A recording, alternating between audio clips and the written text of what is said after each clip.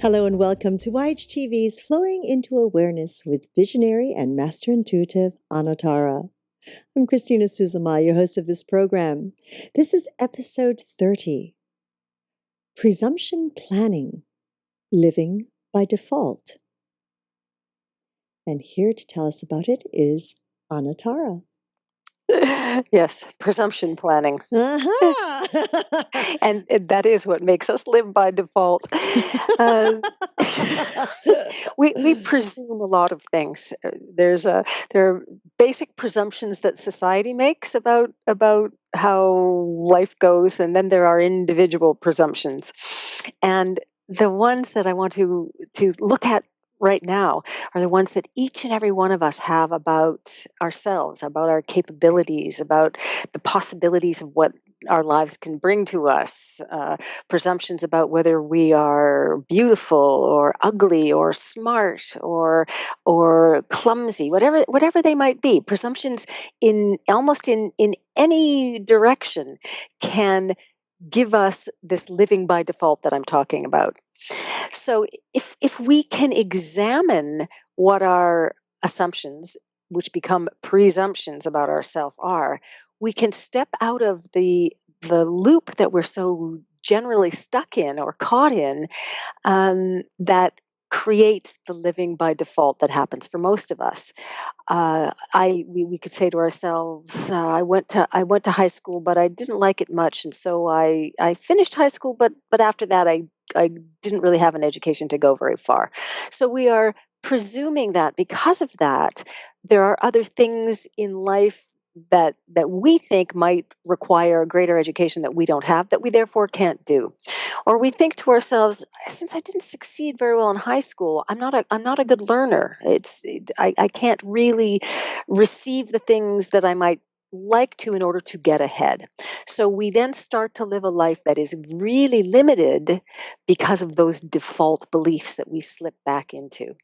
So many of the things that we do to ourselves are done through a default belief, a default presumption of self, a default presumption of what others are expecting of us, which in general come from within us. So, how do we change those presumptions about ourselves? How do we bring what we believe and feel and know our dreams to be in line with our planning? How does uh, how does living become planning that is exciting and forward looking and forward moving rather than that planning by default? And so much of it is, we talked in the last episode about being entitled to love, about being entitled to experience the love of the universe. This is really similar because we are entitled to allowing the universe to bring us our dreams.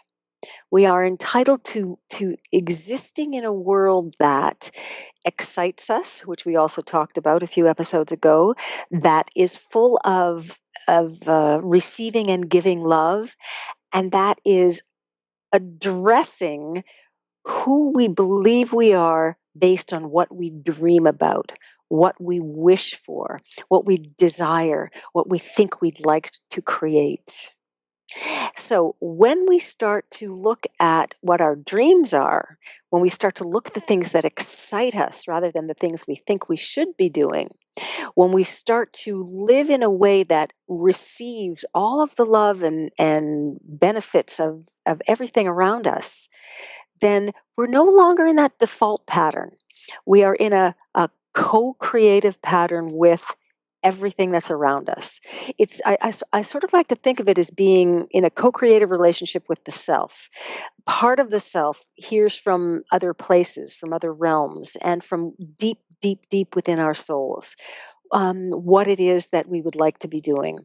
The human part of it then addresses that and in a way gives the invitation to our lives for those things to come to pass, for those things to come into being. We ask that we find a job in which we are understood. We ask that we find a job in which this particular skill that I have, which is liking to talk to people, is is received and can be utilized in a way that's beneficial for myself and others. Whatever it might be. Perhaps you just really like to pick up a shovel and dig a lot. So where is that dream job for you? Where is that dream expression of digging? How would you like to make that happen, rather than believing that digging is just something that you happen to be good at, but that doesn't really mean anything to you? So this brings in one more little element of what it's like to be human: meaning. We give meaning to things. And when we give meaning to things, we place value on those things. This particular aspect of my life is good. This particular aspect of life is not so good. It's a drain on me. It makes me unhappy. It makes me feel unnecessary. It's not rewarding to me in any way. But there's this part over here, this digging, this dream part of digging that really inspires me, and I would love to bring that inspiration into the actual manifestation of taking steps in my life that use my skill at digging, but also make me happy and make other people happy, so that I'm not functioning because I've gotten to a certain place and that's all I can see. I start to function because I know that there is a reciprocal answer to doing what I'm good at that also nourishes and feeds me. So the default slips away. The acceptance of, oh well, I'm just going to do this and this is all that there is, starts to vanish.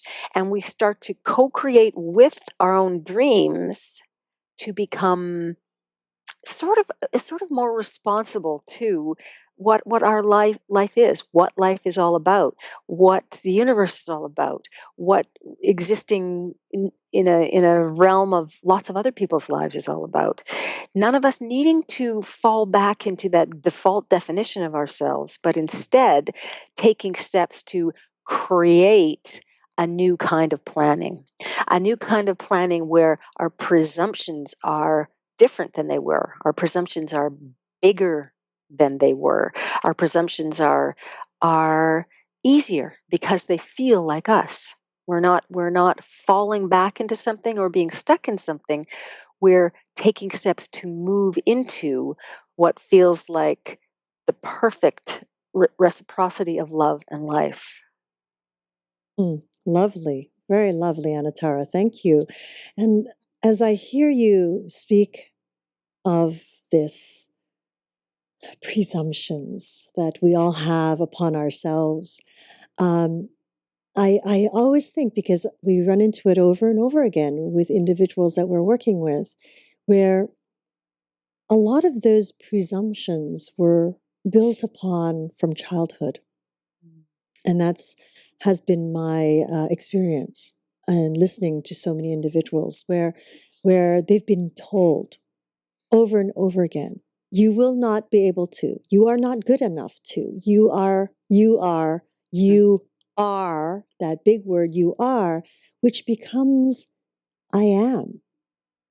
And I have known this with my own experience, which is, oh, I am always late, or I am, I'm not able to. And these are really powerful words that we take on as children. And what is very interesting that I've watched, where here are these individuals who are wanting to make the shift, who are wanting to make the change exactly the way you have spoken of it today. And the moment they do, those same individuals and voices come back and say the same things. What do you think you're doing? That's not for you. You know? Yeah. Yeah, and so often is, sometimes I feel, Anatara, and many times, that we not only have to have the strength to shift, which is a huge awareness, but have the strength to step away from that environment Mhm. until we're able to find the balance with that change. and then return to our environment. That's an ideal scenario. What you've just described, to be able to pull oneself out of that, so that you have the opportunity to see yourself in a different way, and to start to live with your new presumptions of self. And unfortunately, in my practice especially, I see that one of the biggest presumptions that we have, and you were really talking about this, is that we have to be wherever we're at. We have to make the shift and the change from exactly the situation that we're in. And it's a much bigger job from that place, because you are not only working with the parts of yourself that don't believe those things, but the reinforcement is continual, as you've just mentioned. So I also know that it's very difficult for many people to check out of whatever it is that they're in, or to change their lives in such a way that they can be completely separate from the things that constantly remind them of those old presumptions. Mm. So there are different ways to make it through, and I would say that the most powerful presumption of all to use in any of these situations, whether you find a way to sort of step out of the usual, until you've made a move, or to stay within the usual as you try to make a move, is that the belief that you can't change, or that change might be harmful, or that you're not allowed to change, is the biggest and most detrimental presumption of all. It's the strongest one. That presumption really keeps us in a default loop that is that from which we can almost not extricate ourselves. Mm. So if we start to think, to want, just wonder, you don't even have to believe it in the beginning, but wonder, could I change? And what would happen if I changed? Uh, I think it would be all right if I changed. Mhm. I think it would be all right to change some of my ideas about myself. That once we start that rolling, some of the rest of the movement happens regardless of whether we are in the usual situation or not within the usual situation. Mm. Mm. Lovely, Anatara. Yes. Oh, change, shift.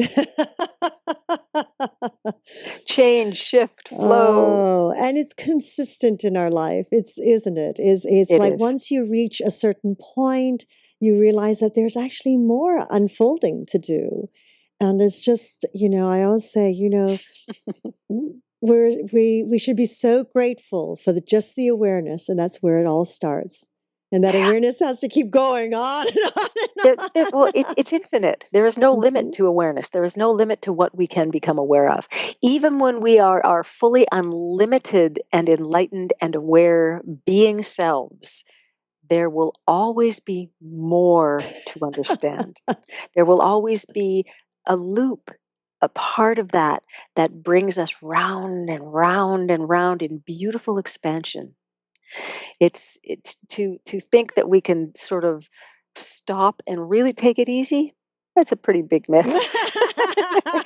It can become more and more and more enjoyable, but it's all there's always that movement. There's always the flow. Yes, absolutely. Hence flowing into awareness. There we are. Infinite awareness. Infinite flowing, infinite awareness. Thank you so much, Anatara. That was definitely a eye-opening moment and very full. And of course, we would like to thank each and every one of you for joining us in this new platform of information and education. We're always grateful for your continuous support and look forward to hearing your feedback on how we can serve you better.